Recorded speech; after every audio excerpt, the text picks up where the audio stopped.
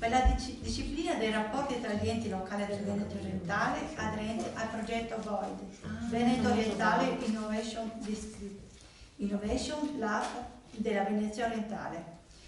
In attuazione del bando regionale approvato con DGR numero 291 del 19/3/2019 per la realizzazione di Innovation Lab diretti dello sviluppo e al consolidamento del network centri palestre digitali alla diffusione della cultura open data.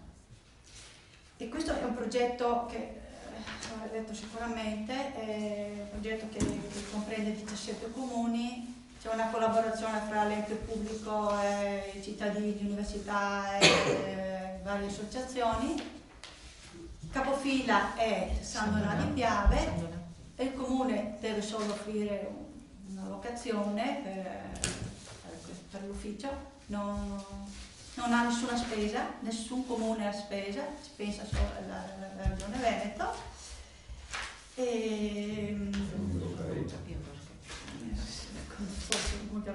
Banca Fossalta di Portogallo l'ho visto. Ah sì? Palestra digitale per ogni comune,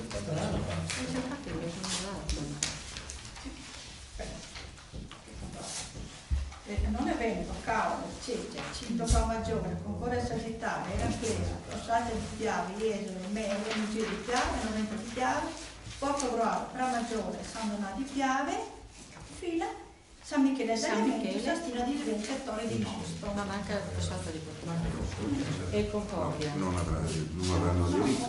Concordia c'è. Anche Concordia c'è. Concordia c'è.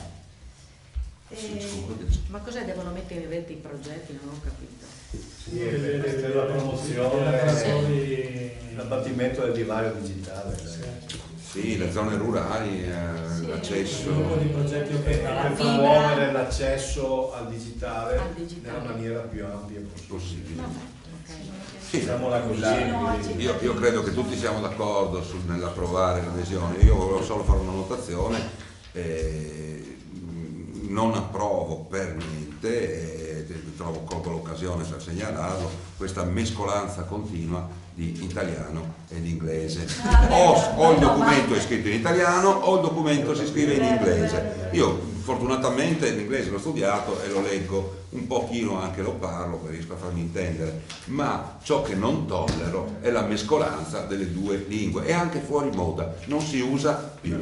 Io giro un po' l'Europa, anche ad Atene, le didascalie, se sono in greco sono in greco, se sono in inglese sono in inglese, e tutti i greci parlano inglese. È un'indecenza, anche perché il modo è formalmente scorretto, in quanto molto spesso succede che, come in questo caso, le parole in lingua straniera non siano in corsivo, come se fossero patrimonio della lingua italiana. Le parole in lingua straniera vanno messe in corsivo. Addirittura è capitato recentemente il caso assurdo di vedere messo in corsivo il latino e in tondo l'inglese.